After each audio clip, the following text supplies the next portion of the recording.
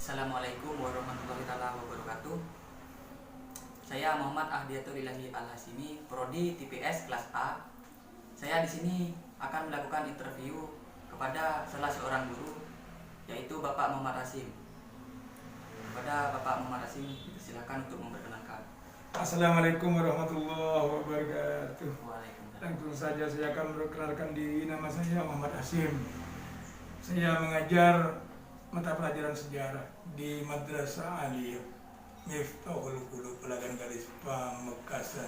Jadi kalau adik ini memang mau wawancara atau interview dengan saya, pas sekali karena saya mengampu mata pelajaran sejarah. Silakan Dek, apa yang perlu saya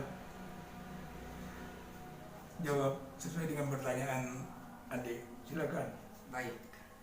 Sudah berapa lama Bapak mengajar sejarah? Alhamdulillah lebih dari belasan tahun, lebih dari 11 tahun saya ajar sejarah. Dulu berubah nama dari sejarah dunia, lalu PSPP. Sekarang mungkin masih sama, itu tetap sejarah selamanya. Silakan lanjutkan Dek, ada apa lagi? Bagaimana respon Bapak saat anak-anak itu sulit untuk memahami sejarah? Ketika anak sulit memahami sejarah karena individu yang datang atau sebagai murid tidak hanya yang pintar-pintar saja yang datang sekolah, itu bervariatif. Ada yang senang matematika belum tentu senang sejarah, ada yang senang sejarah belum tentu senang matematika. Ya seperti itu. Ketika anak kesulitan seperti itu, kan memang tugas guru itu untuk membawa anak menjadi mudah mengerti walaupun awalnya anak tidak senang. Jadi memberikan suatu inspiratif kepada anak supaya anak yang sulit belajar, enggan untuk belajar sejarah, memberikan pengarahan pemahaman kepada anak sehingga mencintai pada pelajaran sejarah. Kesulitan pun akhirnya akan sirna. Jadi yang dihadapi bukan anak yang pintar, memang tugas guru sejarah. Itulah yang dapat saya berikan jawaban. Lalu bagaimana cara Bapak mengatasi agar anak-anak itu bisa belajar dengan baik di dalam kelas? Upaya-upaya untuk belajar dengan baik di kelas ya sudah barang tentu, karena guru itu memiliki keilmuan juga kaitannya dengan pedagogi. Sudah barang tentu sudah tertata sedemikian rupa. Tergantung kepada materi apa yang akan disampaikan. Kemudian upaya-upaya yang harus dilakukan. Ya, kalau seorang guru setelah rapi menguasai kelas, kemudian anak memulai sampai pada akhir pembelajaran sesuai dengan kode etik guru. Kalau sejarah ya dengan sejarah. Jadi upayanya menertibkan anak terlebih dahulu menguasai kelas, kemudian sudah tentu kalau guru sudah menguasai materi sebelumnya. Tanpa penguasaan terhadap materi bisa kewalahan kepada anak sehingga tersendat-sendat. Bahkan anak kurang begitu percaya seakan-akan guru kurang menguasai itu. Seperti itu. Terus bagaimana model pembelajaran yang Bapak gunakan saat mengajar? Kalau model pembelajaran karena diadakan zaman now, sekarang zamannya IT, ya tidak monoton. Kalau monoton tidak enak itu. Kaitannya dengan metode. Tidak ada metode yang pas. Yang baik itu bervariasi. Kadang-kadang kalau misalnya menerangkan kronologis atau seorang tokoh ataupun penukuan, sehingga menggunakan penceritaan metode ceramah. Kadang-kadang kalau bermain peran ya menggunakan demonstrasi. Jadi tegasnya tidak ada metode yang pas, harus bervariatif. Tapi pengantarnya memerlukan ceramah. Masing-masing metode itu ceramah tetap selalu digunakan.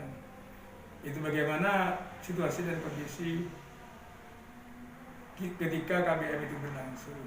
Sudah tentu kadang-kadang dia memang tanya jawab.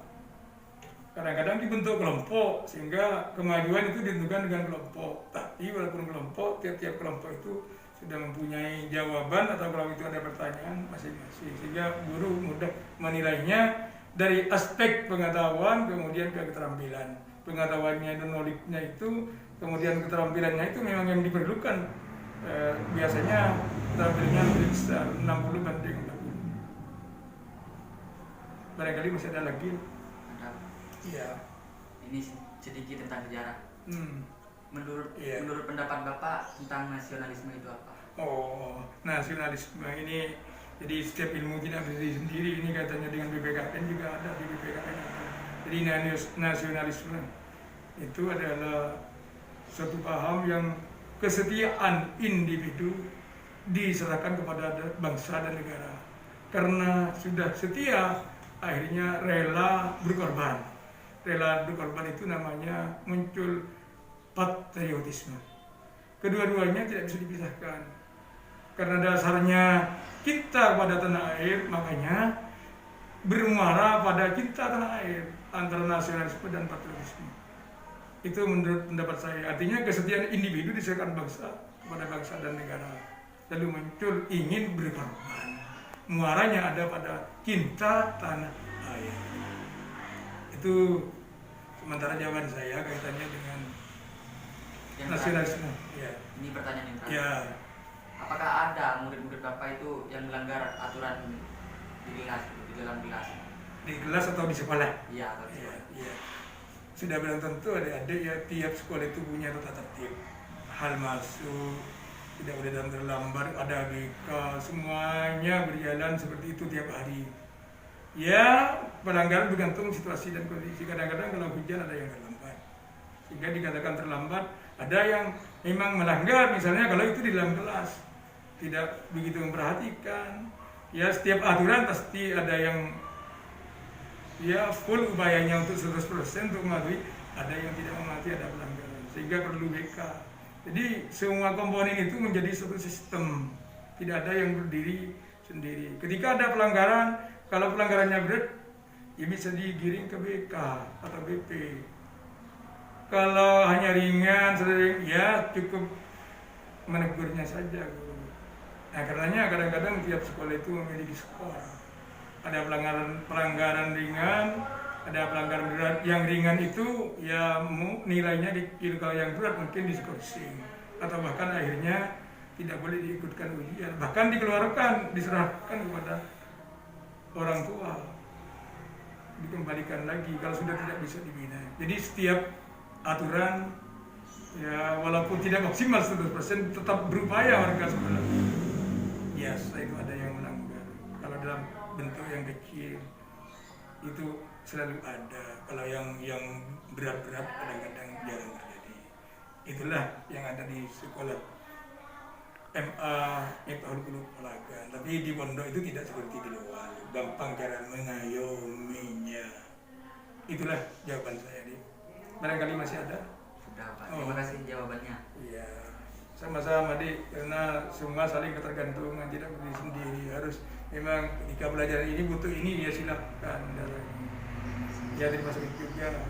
Barangkali ada kehilapan dari saya, kadang-kadang terlampau sempit atau karena waktu yang tidak mengizinkan, sehingga jawaban yang pasti itu kalau untuk yang memuaskan ya harus diskusi memang. Karena namanya interview ini sesuai dengan kesempatan yang ada. Itu, Dik. Terima kasih, mohon maaf atas kekurangan. Sekian dari kami, kurang lebihnya mohon maaf. Assalamualaikum warahmatullahi wabarakatuh.